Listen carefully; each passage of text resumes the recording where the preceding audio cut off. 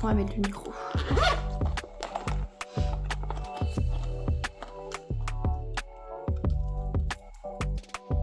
On va faire les choses bien.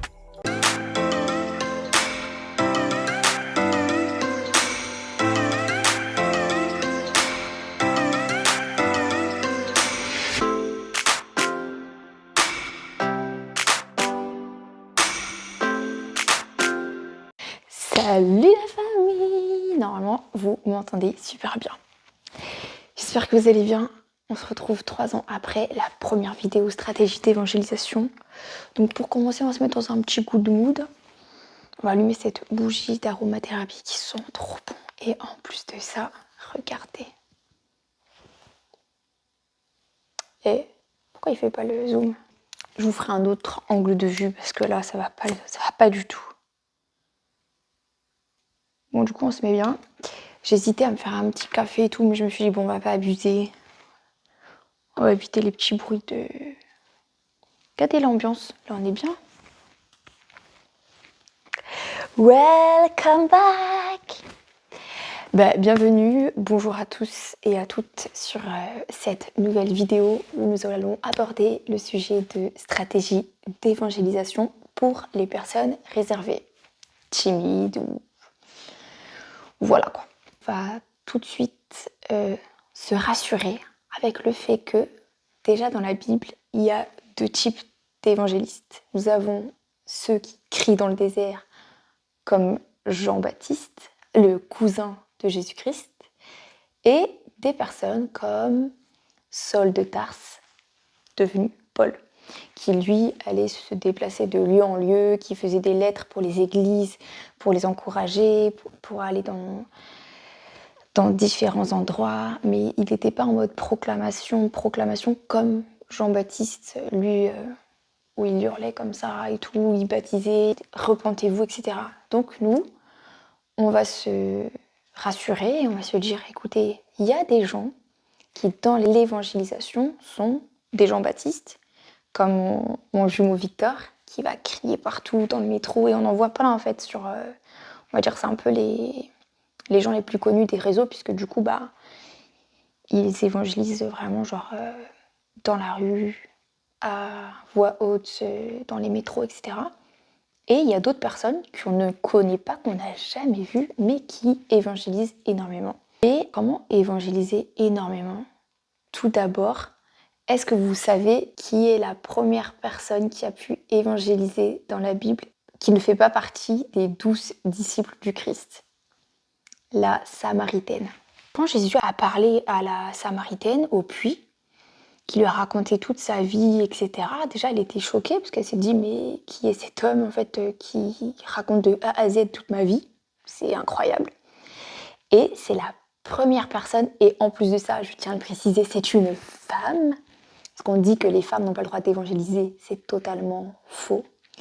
Il y a une différence entre être pasteur, à prêcher pour une église, et évangéliser. C'est 2 choses totalement différentes. Et je tiens vraiment à le souligner. Ce n'est pas parce que vous êtes une fille, une femme, que vous n'avez pas le droit de parler. Au contraire, parce que la première personne à avoir évangélisé, c'est cette Samaritaine.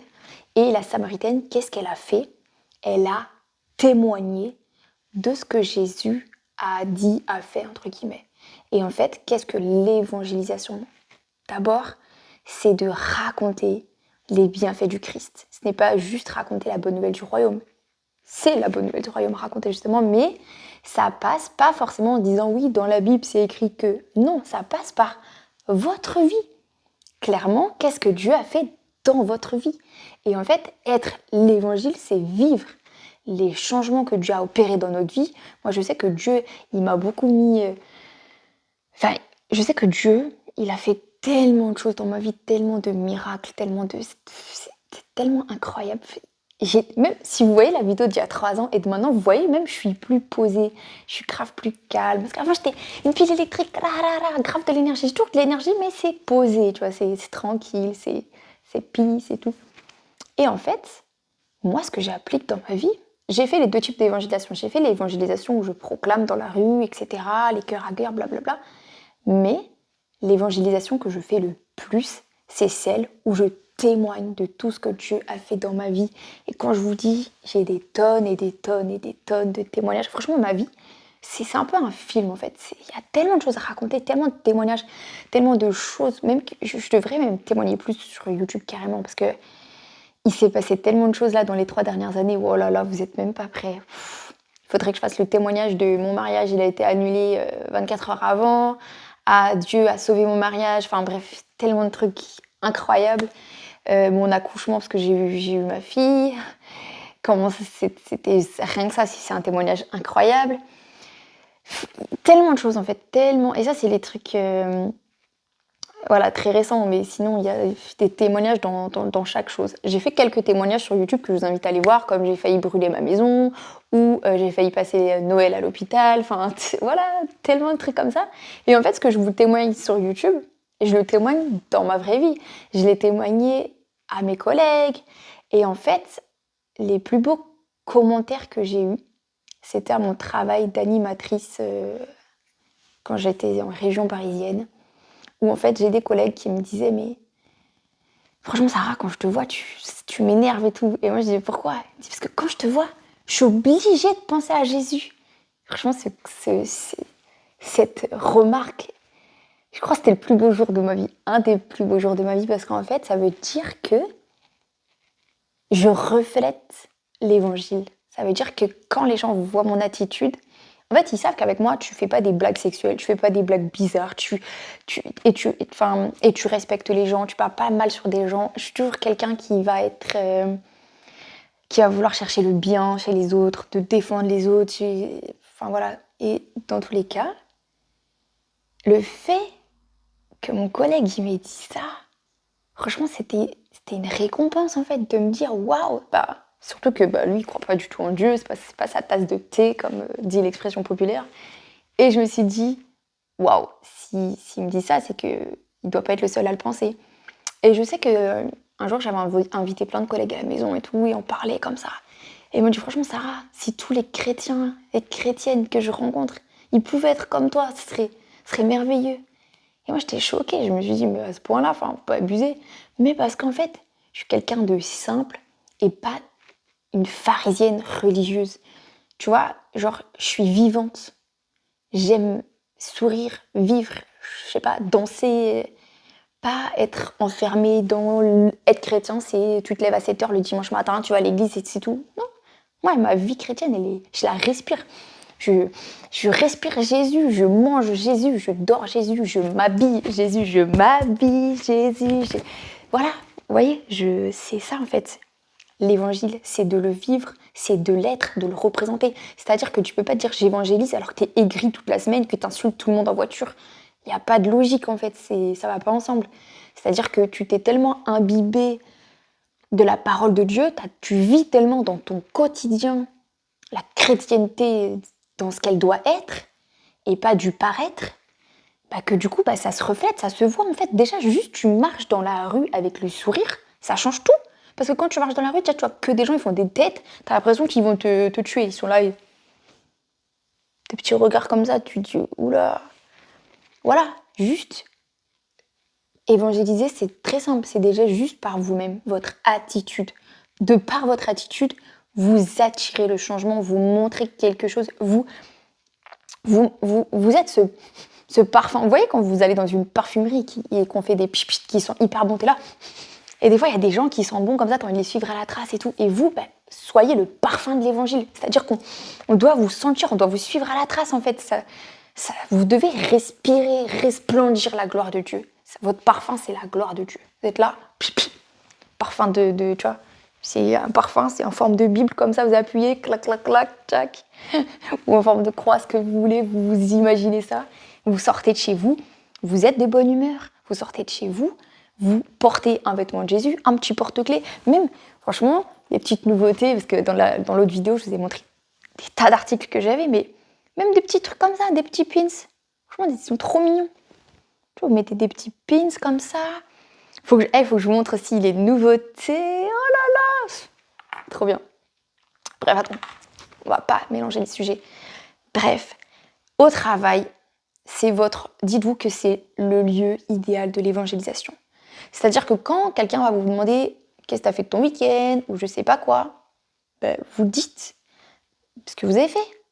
Dans le sens où j'étais avec mes enfants, on est parti se promener, on a admiré la création de Dieu, on a prié ensemble, le dimanche on était à la maison, on a regardé un film chrétien, on a loué le Seigneur ensemble, on a chanté, on a dansé. Vivez, en fait, si vous ne vivez pas dans votre quotidien déjà la vie chrétienne, c'est clair que évangéliser, c'est compliqué.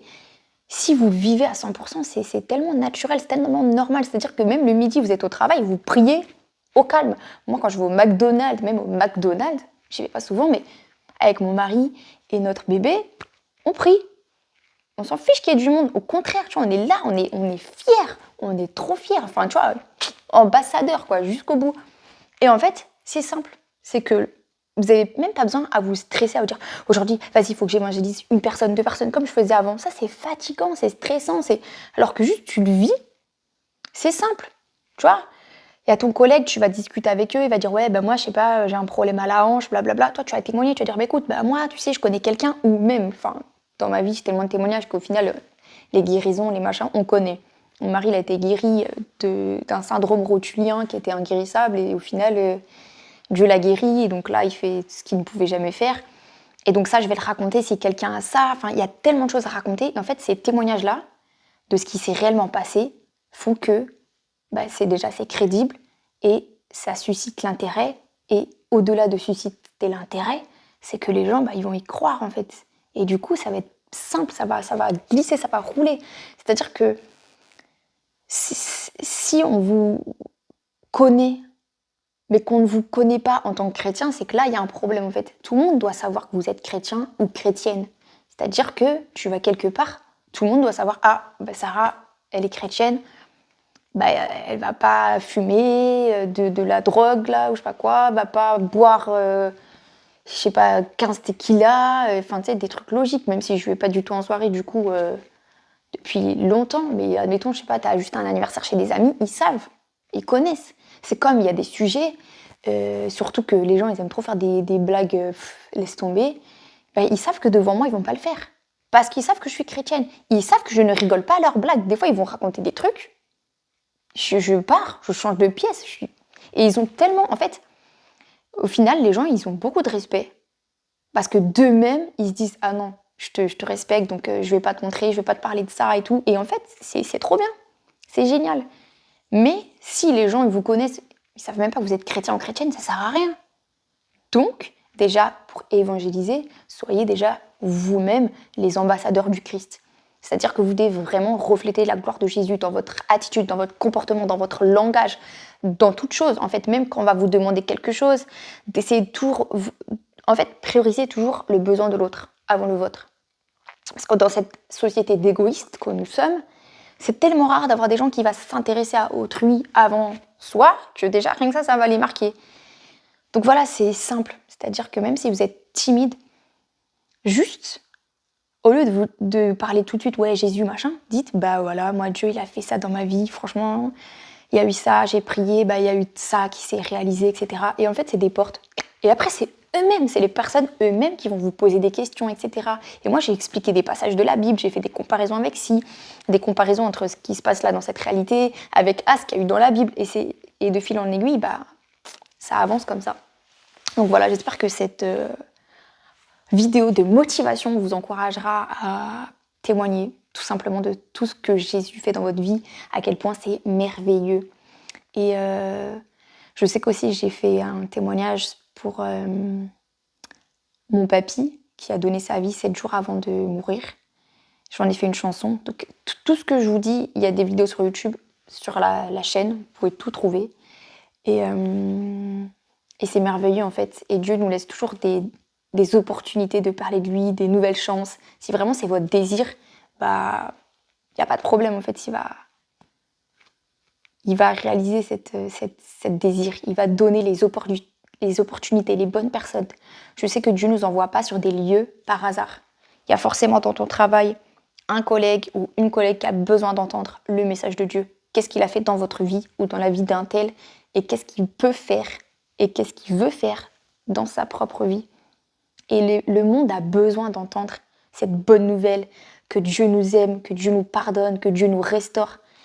Et en parlant de restauration, là, je viens de créer ma chaîne et je vous demande d'aller vous abonner et de partager parce que ce projet, je l'ai à cœur depuis 2019. Et j'ai attendu beaucoup de temps parce que c'est des épreuves, en fait. C'était très difficile de créer cette chaîne puisque c'est une chaîne de danse-thérapie, coaching, mais qui s'inspire de la parole de Dieu et surtout de mouvements inspirés par Dieu pour aider les gens à avoir la paix intérieure, guérir de leurs blessures, être épanoui, retrouver le sourire, être vraiment dans un bien-être global, d'effacer tout traumatisme dû à l'enfance, dû à des violences physiques, morales, à tout abus, quel qu'il soit. Enfin, vraiment, et je sais que c'est un sujet qui était tellement lourd. Et vu que j'ai beaucoup de témoignages et dont énormément que je n'ai jamais parlé, que je partagerai au fur et à mesure des thématiques des vidéos pour vraiment aider les gens. Parce que je me rends compte à quel point il y a énormément de gens qui souffrent. Énormément de gens endeuillés, énormément de jeunes en psychiatrie, énormément de personnes qui ont vécu des violences. Enfin, c'est tellement triste et tellement horrible. Et en fait, je pouvais plus attendre.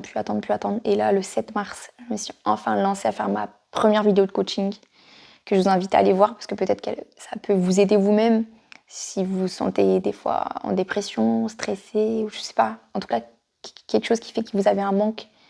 Dieu veut vous restaurer et je sais que Dieu veut m'utiliser comme cet instrument pour vous restaurer. Alors n'hésitez pas à y aller, je suis pas professionnelle du tout dedans, mais si je le fais, c'est pour moi, mais surtout pour vous. Et donc, on a besoin d'être ensemble et de s'élever.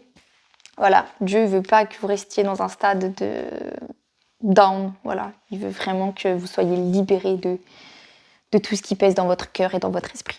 C'est pour ça que le slogan, c'est « Libère ton cœur et libère ton esprit ». Et je voulais vous partager, pour terminer cette vidéo, mes petites créations. Parce que, comme vous le savez, peut-être ou peut-être pas, je suis hyper créative. Et si ça vous intéresse, j'ai créé une page Instagram Rebirth Création où je partage tout ce que j'ai créé. Et ça peut être des idées cadeaux aussi pour offrir à vos collègues, à votre famille ou à des personnes qui ne croient pas en Dieu. Parce que évangéliser, ça peut être aussi à travers des cadeaux, ce qui est même fortement recommandé pour que ça soit beaucoup plus simple. Je ne sais pas s'il y a un anniversaire de votre collègue, nanana. Hop, un petit cadeau, une petite création. Et je sais que des fois, on me demande où on peut trouver des cadeaux. Bah, je sais que j'en fais sur mesure. Donc voilà, je n'ai pas forcément tout pris en photo, tout exposé, mais des fois, on me demande juste, bah voilà, moi j'ai un mariage, j'aime bien ce thème-là, et je crée tout, et hop, la personne y reçoit. Et pour vous montrer un petit style de création, bon, ça c'est dans mon style, peut-être que ça va pas vous plaire, mais pour vous montrer qu'est-ce que je peux faire. Donc j'ai fait ça. Bah, le tableau que vous voyez ici, c'est moi aussi qui l'ai créé. Là, je vais vous montrer mon coup de cœur de création que j'affectionne. Je l'aime trop, je sais pas ce que vous en pensez, mais je trouve vraiment que ce tableau, il est trop beau, c'est magnifique. Je dis pas parce que c'est moi qui l'ai fait, hein, mais franchement, je sais pas ce que vous en pensez, il est trop beau. Bon, avec la light, c'est... Et pour continuer dans ma customisation, bon là, par le coup, je fais pas en vente de vêtements, mais je peux vous montrer ce que je sais faire et ce que je fais pour certains événements. Là, c'est la veste que j'ai fait pour Israël. D'ailleurs, si ça vous intéresse, j'ai aussi fait un vlog sur mon voyage en Israël qui était juste incroyable. Et j'ai fait celui-ci, Dancer for Christ, Yeshua, Jesus is coming. Voilà, j'avais personnalisé cette veste. Et j'ai aussi fait celle-ci que j'aime trop. Celle-là, j'aimais trop la mettre au travail et tout. En fait, ça, c'est de l'évangélisation discrète, en fait. Vous n'avez même pas besoin de parler. This girl loves Jesus. Franchement, trop canon, trop canon. J'aime trop. Et aussi, c'est bientôt Pâques. Donc, évidemment que j'ai commandé. Celui-là, c'est pas moi qui l'ai customisé, hein, je l'ai commandé. Regardez-moi ça. Il est ressuscité. Il est pas trop stylé. J'aime trop. J'aime trop. Et pour les randonnées, parce que j'aime bien faire des randonnées aussi. J'ai pris un t-shirt spécial randonnée. Regardez-moi ça. Attendez. La foi peut déplacer les montagnes. Attendez, ce qu'on va voir. Est-ce qu'on voit? Ouais. Franchement, il est trop canon. Tu vois, c'est des petits trucs comme ça, mais juste les gens, ils vont lire.